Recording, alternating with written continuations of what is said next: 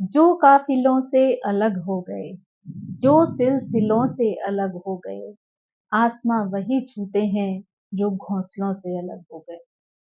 तो दोस्तों, ये एक 4 पंक्तियाँ वो हैं जो जब मैं पहली बार अपने घर से घर छोड़कर बाहर पढ़ने के लिए गई थी, तो जिन्होंने मुझे बहुत प्रेरित किया था।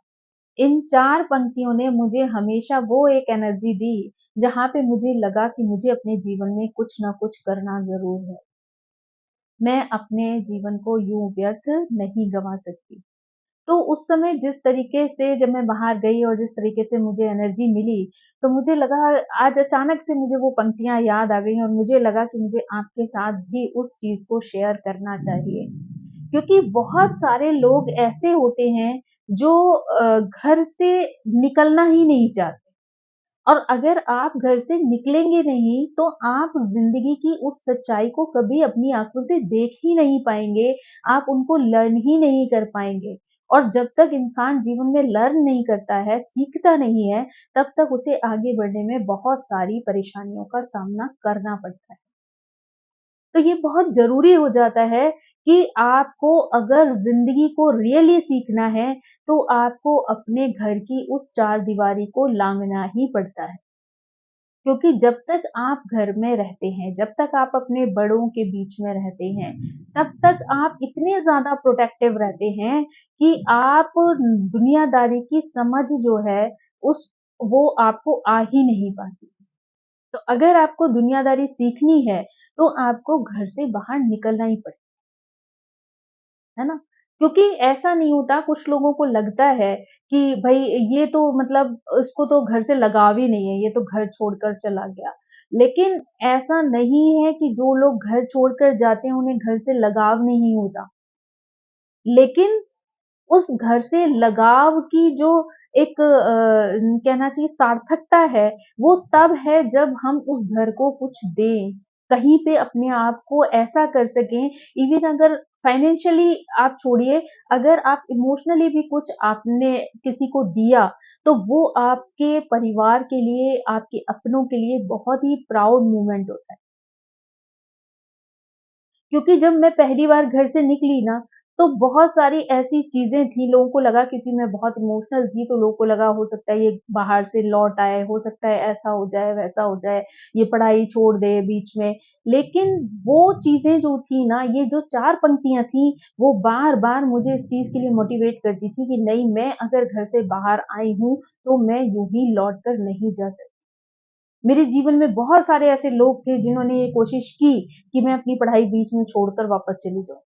लेकिन मैंने वो चीज़ हिम्मत नहीं हारी, किसी की उस चीज़ को एक्सेप्ट नहीं किया और निरंतर अपने लिए जो एफर्ट हो सकते थे वो मैं डालती रही और उसका नतीजा ये हुआ कि जिस दिन मुझे अपनी पीएचडी की डिग्री मिली और मेरी मदर उस कन्वोकेशन में आई वहाँ पर और जब मैं स्टेज पे चढ़ के वो डिग्री लेने गई, तो वो शायद मेरे लिए वो खुशी का पल था, जहाँ पे वो दर्द जो है हमेशा के लिए चला गया कि मैं अपना घर छोड़कर बाहर निकली थी। क्योंकि वो क्षणिक होता है, जब आप घर छोड़ रहे होते हैं, जब आप बाहर निकल रहे होते हैं, तो कई बार माँ-बाप बहुत ज़्यादा टेंशन में आ जाते हैं, उनको लगता है अरे हमारा बच्चा कैसे पढ़ेगा, कैसे सर्वाइव करेगा, कैसे खाना खाएगा? तो यही तो प्रॉब्लम है कि जो क्वेश्चन आप कर रहे हैं अपने आप से कि भई मेरा बच्चा कैसे सर्वाइव करेगा, यही तो उस बच्चे को बाहर जाने के बाद सीखना है कि वो कैसे सर्वाइव करेगा।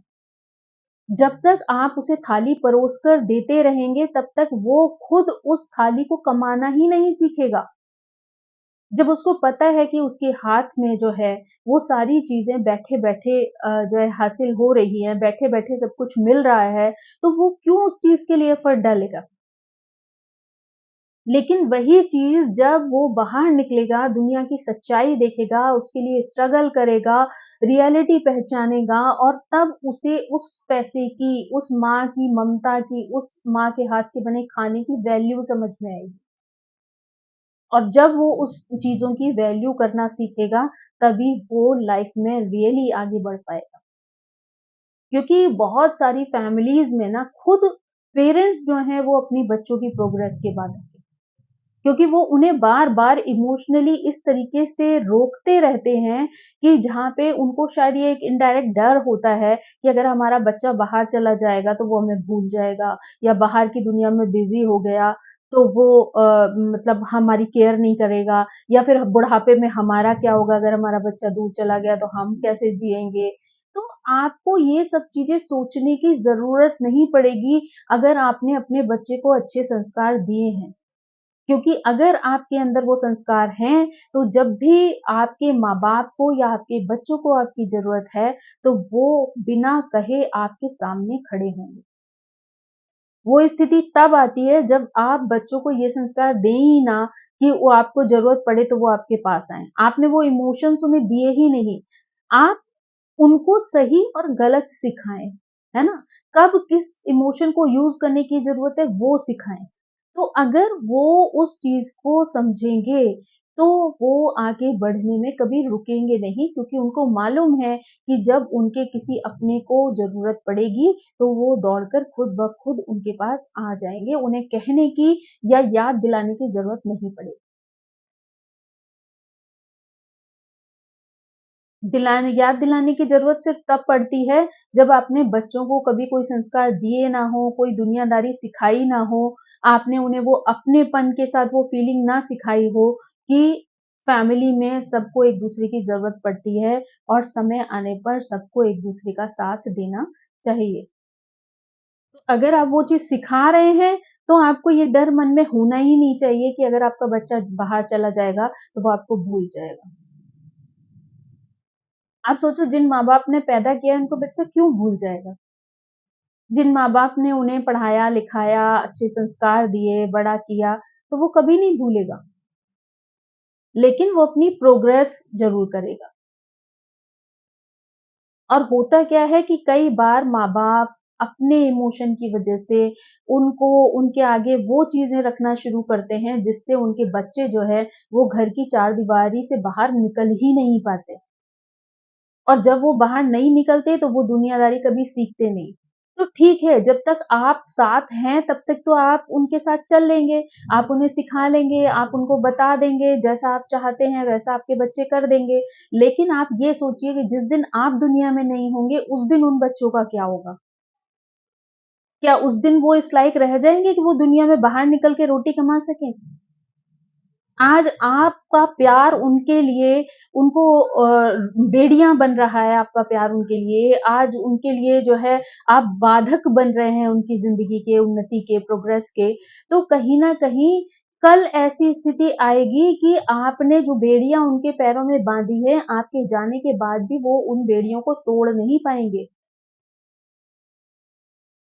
इसलिए आपके लिए बहुत ज़रूरी होता है कि अपने बच्चों को स्ट्रॉन्ग बनाएँ, मजबूत बनाएँ और साथ ही साथ वो संस्कार दें ताकि वो दुनिया के किसी भी कोने में चले जाएँ, लेकिन अगर आप एक आवाज़ दें उनको, आपको उनकी ज़रूरत हो, तो वो दौड़कर आपके पास आ जाएँ। क्योंकि आज आप जीवित हैं तो आप उनके लिए चीज़ें इकट्ठी कर दे रहे हैं, आप उनकी सुख-सुविधाएँ दे रहे हैं, आप उनके लिए सब जो भी वो चाहते हैं, वो उनकी विश पूरी कर दे रहे हैं। लेकिन आप सोच कर देखिए कि आप कहीं न कहीं उन्हें अपाहिज बना रहे हैं और आज जो अपाहिज वाली स्थिति उनकी है, वो कल उन्हें क्या देगी? उनका भविष्य में उनके लिए वो किस तरीके से सपोर्टिव होगी, ये सोचना आपके लिए बहुत ज़्यादा ज़रूरी है। क्योंकि कोई भी चीज़ है किसी उम्मीद के साथ मत करिए। किसी भी स्थिति में आप ये मत सोचिए कि कल क्या होगा? कल किसी का किसी ने नहीं देखा। अगर आप अपने बच्चों को सिर्फ़ इसलिए बड़ा कर रहे हैं कि कल वो आपको बुढ़ापे में हेल्प करेंगे, तो आपको ये चीज़ नहीं सोचनी चाहिए क्योंकि ये सारी चीज़ें सोचने के लिए ईश्वर है। क्योंकि आपको अगर सच्चाई देखनी है ना, तो आप 2-3 साल पहले की तरफ पलट कर देखिए कोरोना टाइम को। बहुत सारे ऐसे लोग थे जिनके अपने बच्चे थे, 2-2 4-4 बच्चे हैं, जिनको उन्होंने खूब पढ़ाया-लिखाया, बड़ा किया, सब कुछ था। लेकिन उसके बाद भी ऐसी स्थिति आ गई कि जब उनका लास्ट टाइम आया तो वो बच्चे उनके पास थे ही नहीं।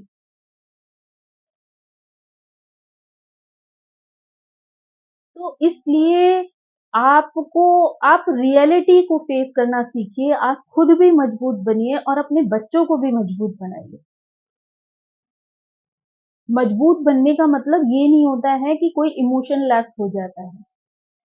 मजबूत बनने का मतलब होता है कि हर परिस्थिति के हिसाब से अपने आप को ढालने के लिए रेडी हो जाए इंसान।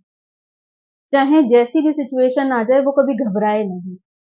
जब आपको उसको हमेशा आपकी उँगली पकड़ के चलने की आदत पड़ जाएगी ना, तो अकेले चलने के लायक नहीं रहेगा वो। अक्सर कर ऐसे बच्चे ही डिप्रेशन में चले जाते हैं, ऐसे बच्चे ही उस स्थिति में चले जाते हैं जहाँ पर उनको शुरू से ये आदत होती है कि उनके आस-पास लोग घेरे हुए हैं उन्हें, उन्हें प्रोटेक्टिव कंडीशन में रखा गया है, पाला गया है, बड़ा किया गया है। तो जब बहुत ज़्यादा प्रोटेक्शन में रहने वाले बच्चे होते हैं ना और जब उन्हें दुनियादारी फेस करनी पड़ जाती है किसी भी सिचुएशन की वजह से, तो वहीं उनके कदम डगमगाना शुरू हो जाते हैं। क्योंकि उनमें वो हिम्मत, वो करेज होता ही नहीं है कि वो उन सारी चीज़ों को फेस कर सके, उन सब चीज़ों का सामना कर सके। तो अपने बच्चों को मजबूत बनाइए, इसलिए नहीं कि आपको उनकी ज़रूरत है, इसलिए कि आपके जाने के बाद जिस तरीके से उनको उस सोसाइटी को फेस करना है, उस दुनियादारी को देखना है, अपने परिवार को आगे चलाना है, तो उनके लिए स्ट्रॉन्ग होना, मजबूत होना कितना ज़्यादा इम्पोर्टेंट है। और उसके साथ-साथ सक्सेसफुल होना। क्योंकि आज के टाइम में अगर आप सक्सेसफुल नहीं हैं, तो आप ये समझिए दूर के लोगों की तो बात छोड़ दिए, अपने भी अपना साथ छोड़कर इधर-उधर निकल जाते हैं। अपनों का भी साथ आपको नहीं मिलेगा कुछ टाइम के बाद। तो इसलिए ये बहुत ज़्यादा ज़रूरी है कि आप उनमें वो टैलेंट पैदा करें, जहाँ पे वो अपने आप को सक्सेसफुल भी बना सकें, ताकि लोग उनकी रिस्पेक्ट करें। और अगर उनको ज़रूरत पड़े, तो एक क्या 100 लोग उनके आगे-पीछे खड़े हो जाएँ। इतनी ताकत आपको उन्हें देनी है। तो मेरी तो आपसे यही रिक्वेस्ट है क्योंकि जितना एक्सपीरियंस मैंने अपनी लाइफ़ को लेकर किया है, जितनी चीज़ें मैंने देखी हैं, उसमें मैंने बस यही सीखा है कि ज़िंदगी में हारने से कभी कुछ नहीं मिलता। अगर आपको जीतना है, तो आपको हमेशा हिम्मत रखनी पड़ेगी क्योंकि जहाँ आप बहुत ज़्यादा इमोशनल हुए, कमज़ोर पड़े, वहीं सारी दुनिया आप पर हावी होना शुरू हो जाएगी। तो आपको कभी हारना नहीं है, हमेशा आगे बढ़ते रहना है, सक्सेसफुल रहना है। रही बात इमोशन की, तो इमोशन कभी भी सक्सेसफुल होने से मरते नहीं है, वो आपके अंदर वैसे ही ज़िंदा रहते हैं, बस आपके ऊपर है कि आप उन इमोशन को किस तरीके से और कब और कहाँ यूज़ करते हैं। क्योंकि बहुत ज़्यादा इमोशनल लोग सिर्फ़ एक्सप्लॉइट होते हैं, लोग उनका फ़ायदा उठाते हैं, चाहे वो अपने हों या पराए। तो इसलिए बेहतर ये होता है कि आप स्ट्रॉन्ग बनिए। जहाँ जैसी ज़रूरत है, वहाँ अपने इमोशन उसी तरीके से खर्च करिए।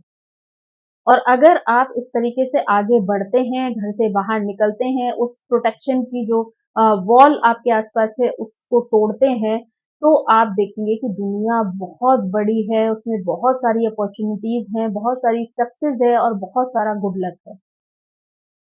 लेकिन उसके लिए आपको खुद उस जंजीर को तोड़ना पड़ेगा, उस हिम्मत को जुटाना पड़ेगा, जो आपको आगे बढ़ने में हेल्प करे। So thank you so much. आप सभी से मेरी रिक्वेस्ट है कि प्लीज़ मेरे चैनल को सब्सक्राइब करें, लाइक करें, शेयर करें और मुझे मोटिवेटेड रखें हमेशा ताकि मैं नित नए-नए अपने जो व्यूज़ हैं या अपनी जो नॉलेज है, वो आपके साथ शेयर कर सकूँ। Thank you, bye-bye.